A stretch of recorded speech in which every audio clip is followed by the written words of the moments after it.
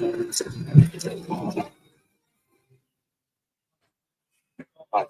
Let's get it. It's Juan Crookshank, your one and only Move Swiftly speaker, checking in for a daily Move Swiftly thought, giving you a perspective on teamwork you will not get anywhere else. We do not teach you how to rise to the occasion. We teach you how to fall to your level of preparation. Solid 6 mile day today. Got a chance to really get after it, really do some thinking, hardcore thinking.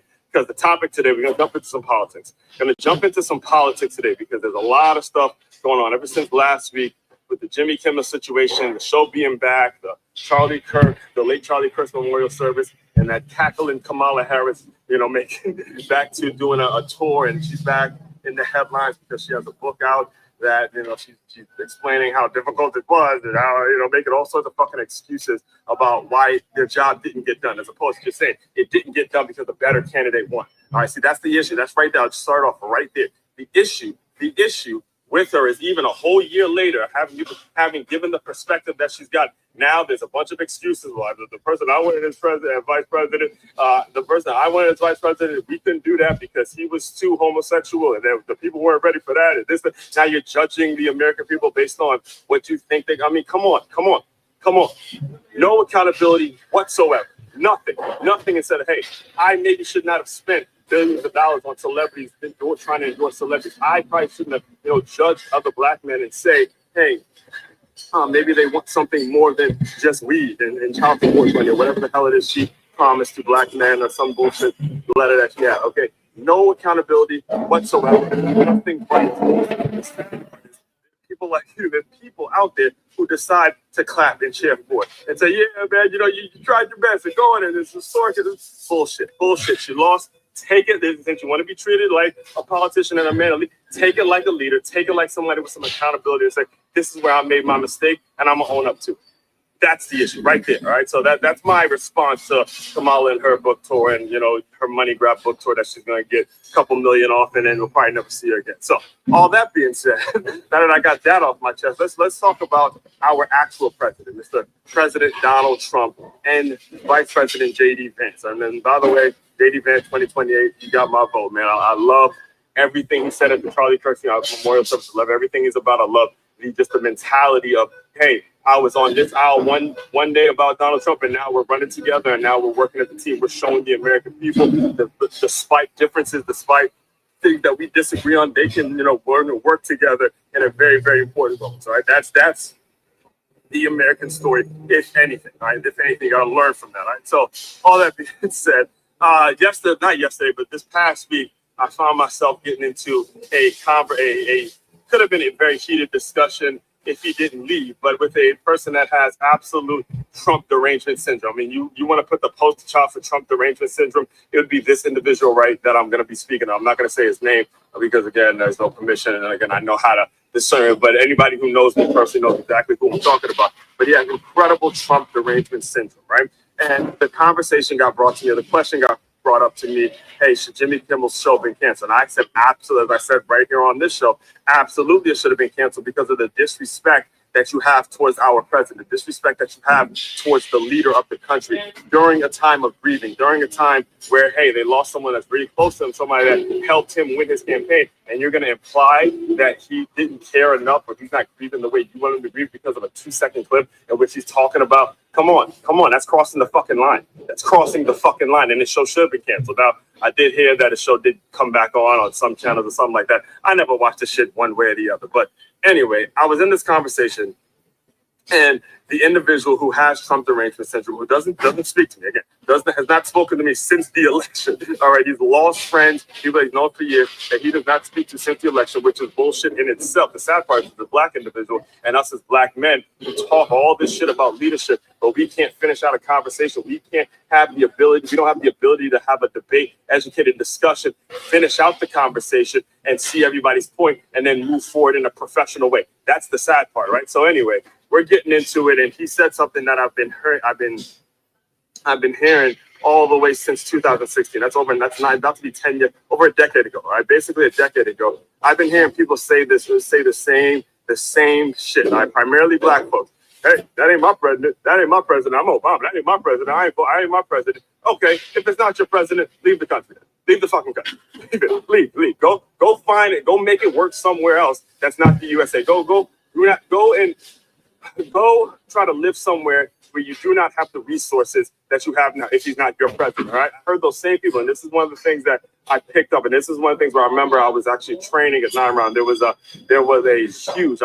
huge Trump supporter. Again, I won't put their name out there, but a huge Trump supporter when it wasn't popular to be a Trump supporter, and she would tell me every single day, it sounded more like a Republican, Aswan. It sounded more like a Republican every single day. And when it really turned, and I'm not a Republican, nor am I a Democrat. I am a centrist. I'm basically a centrist where I'm all about, hey, who's going to provide the best results and the best resources and things like that. I am a centrist. That's what I consider myself, right? So she was telling me, hey, you sound more like a Republican.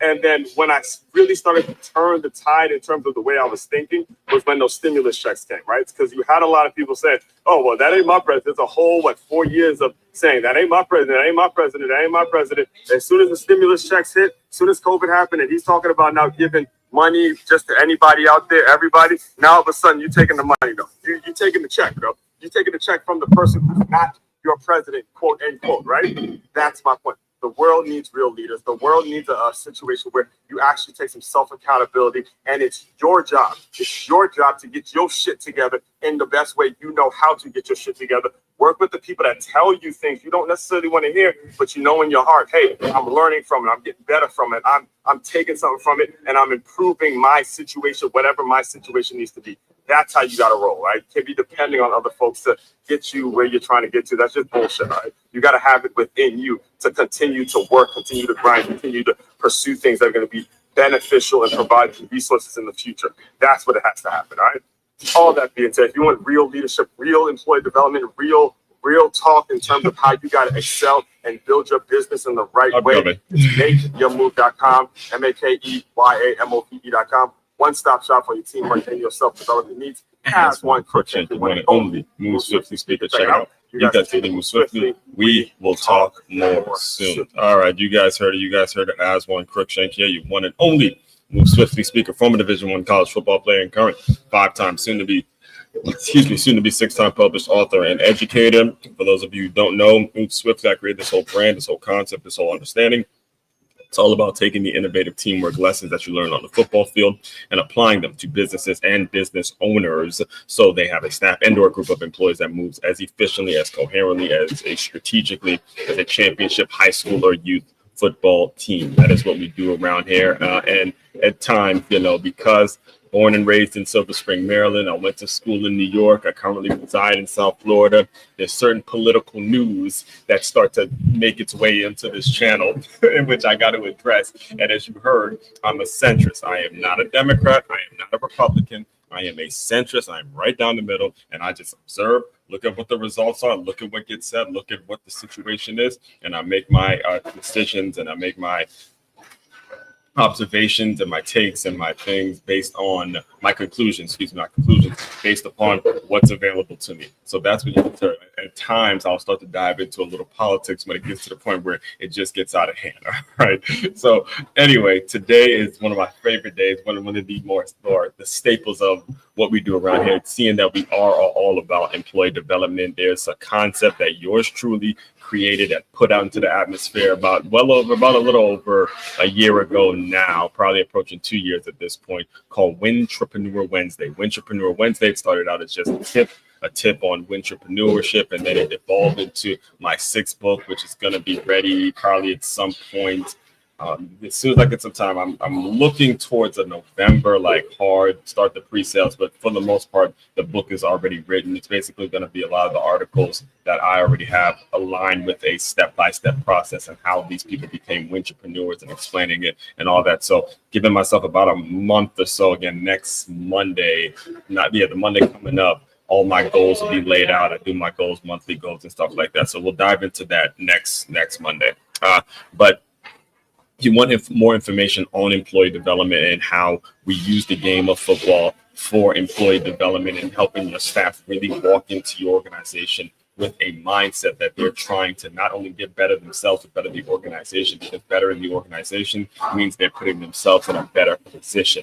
It's all about removing excuses. It's all about making sure you're doing what you have to do to stay productive. All of that is available. If you want more information on that, all of that is available, as you can see right there on the screen, on makeyourmove.com. That's MakeYamove.com. Turn your business into a championship team. It is common knowledge that the best way to win in business or in life is by avoiding ways to lose. Whether you just started a new business or you've been in business for quite some time, there's no getting around the need to hire or outsource certain elements of your organization so things can run as efficiently as possible. When you book your meeting with Oswald, he'll diagnose what the issues are with your current system and then strategically create a system in which will lead to a reduced amount of turnover or a clear understanding of the parts of your business that need to be outsourced. All right. So all that being said, I will make this one somewhat short and sweet today because I do have to get going. Unfortunately, I have a tire issue with my car, and in the morning, my days are just like literally my days. It's always something by the time 9 o'clock hits. So whenever stuff has to get done with the car and little stuff like that, I try to knock it out in the morning. So I'll cut myself off. I'll give myself a hard out today because I get to talking on certain topics, right? I'll give myself a hard out today at 20 minutes, and pretty much today we're gonna be again discussing what a Win-Trapreneur is, but we're going to be featuring one of the legends, one of the GOATs, one of the titans, in my opinion, the best college football coach in the game. Yeah, I'm saying that as a Michigan fan, and I saw that Fran Brown interview, and I could be proven wrong, but I just love me some Dabo Swinney, man. I love me some Dabo Swinney ever since I'd say probably before the Trevor Lawrence and back into the Deshaun Watson days, right? The Deshaun Watson days, the Sammy Watkins, ever since, BYOG, bring your own guts. Then bring your own guts. And then again, I don't know this guy personally. I haven't been to Clemson or anything like that. I just, as a huge observer of the sport and someone who's played and has been in certain environments, I love the whole Dabo Swinney culture. If I'm one of those top level recruits, it'll be hard to say no to Dabo. It would be hard to say no to Dabo, because it just has the personality that you can tell as a former player that you just love going out there and competing and playing for him, man. So we're going to dive in a little bit to his story today. But again, if you want more of these, either follow me on medium.com or do purchase a copy of Win-Trapreneur, How to Be a Win-Trapreneur. That book will be available. Again, this is going to be book number 6. So that book will be available as we get into the holidays. Probably, like I said, looking towards November, mid-November, usually when you have gifts and stuff like that for the holidays. So I have a good solid month and a half to properly and strategically put the book out there. That's another thing. It's another lesson. This is book number 6 for me. So I know strategically on what needs to be done, what do the numbers need to be look like, what does the following need to be look like, who exactly is going to sit down and read it, who exactly do you need to be working with, why are they going to read it, why are they going to come from? All these questions need to be answered before you actually put out a book physically, just so you guys know. So all that being said, let's jump right into it. Win-Trapreneur Wednesday, why Dabo Swinney still has the best coaching mindset in college football, in my opinion. Now, I know they took a tough L. It was a nasty L that they took to Syracuse this weekend, but still, I'm rolling with my dog. I'm rolling with Dabo. If you're going to got to pick somebody, again, as a Michigan fan that I would want coaching my team, rolling with Dabo, man. I'm still rolling with my dog, Dabo. All right, so here we go. All right, let me be perfectly clear. I'm a Michigan Wolverines fan through and through. So technically speaking, folks, they're just talking in technicalities here and just the semantics of it. If you were to ask me, Sherrone Moore has to be my favorite head coach in college football right now. All right, that's just the biased Michigan fan take in terms of, hey, somebody rolls up on you, say who's the best football coach and who's the best college football coach. The biased take is Sherrone. That's what I'm saying to people straight up. All right. But if you ask me the different way, you say, give me the unbiased Michigan fan take, the unbiased say, here it is. Okay. But if I take my maize-and-blue bias out of it, the best coach in the game today is Dabo Swinney. Dabo, baby, Dabo. From the moment I saw his now legendary Clemsoning rant, you can watch that. I won't play it here, but you can watch the Clemsoning rant. Just look it up on YouTube. watch his Clemsoning rant. I've been locked in. The man just won titles. The man hasn't just won titles. He's built a culture. And more importantly, he's maintained one through massive shifts in college football's landscape. All right. So what is a Win-Trapreneur? First and foremost, let's define what a Win-Trapreneur is. A Win-Trapreneur, before we dive deeper, here's a quick definition. A Win-Trapreneur is someone with a strong entrepreneurial vision for their life and the rare fortune of finding a job that aligns with that vision while also paying them regularly. Dabo Swinney fits that description perfectly. Dabo's detour, all right? The real estate asset. After coaching for 8 years at Alabama, his alma mater, so he played at the University of Alabama, his alma mater, Dabo stepped away from the profession entirely. For 2 seasons, he worked in commercial real estate, a job that paid well. It paid him very well, but didn't ignite his passion. It was during this period that he realized his calling wasn't just to earn, it was to lead young men through football. Now, if you go back to last week's Win-Trapreneur Wednesday, I featured another coach who had a similar route. His name is Biff Poggi, who has been the acting head coach for my Michigan Wolverines, who just went 2-0, by the way, just went 2-0 as we beat Nebraska.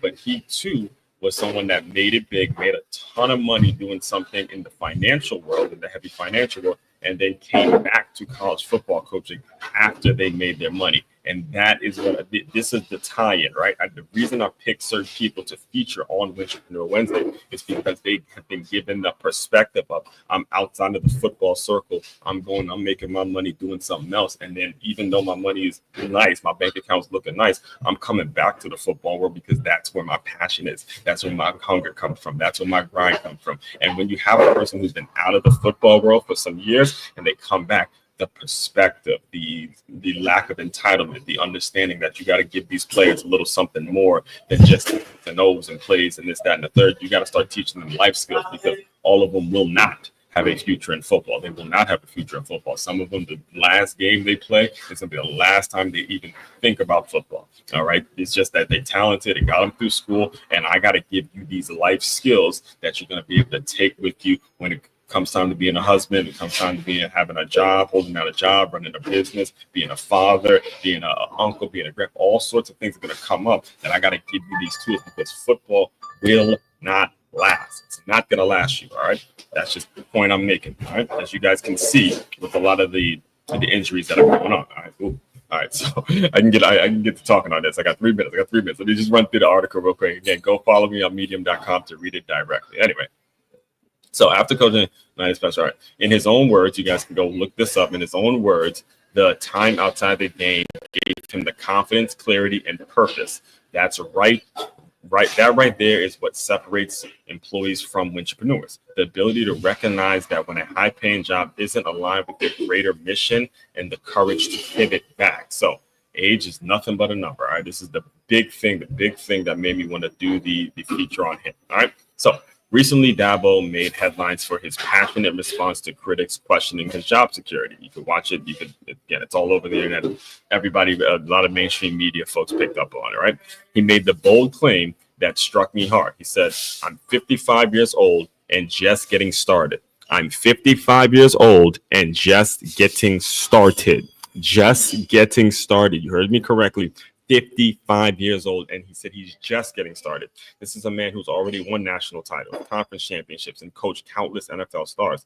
And yet he's focused on the process, not the accolades. That's not just motivation. It's leadership at its highest level. The takeaway, never let age or outside opinions determine your ceiling. When you live with purpose, you're never done. You're always building, growing, and evolving. The NIL transfer portal trade-offs. Over a year ago, actually, I wrote an article comparing Clemson and Florida State struggles over the new NIL transfer portal environment. You guys can read that article. It's a whole year ago. And even then, it was clear that Dabo was pushing against the grain. He's old school. He believes in loyalty, in development, and grit. Now, more than ever, in this fast-paced, money-driven college football world, his commitment to culture and internal growth deserves praise, not scrutiny. Final word, whether you're an entrepreneur, educator, or a leader in your field, let Dabo's journey be a blueprint. Stick to your values, trust your process, don't fear the detours. They build the story, and never let the scoreboard define your work. Dabo Swinney is the ultimate Win-Trapreneur. And if you embrace that mindset, you can be too. All right. So again, as always, main website to check out to dive into all this employee development stuff and make it so your staff has a system and a mindset that everybody walks in. It's making it better. It's right there on your screen. That's makeyourmove.com. That's MAKEYAMOVE.com. One-stop shop for your teamwork and your self-development needs. As one, Crookshank, your one and only Move Swiftly speaker. Check it out. You guys continue to move swiftly. We will talk more soon.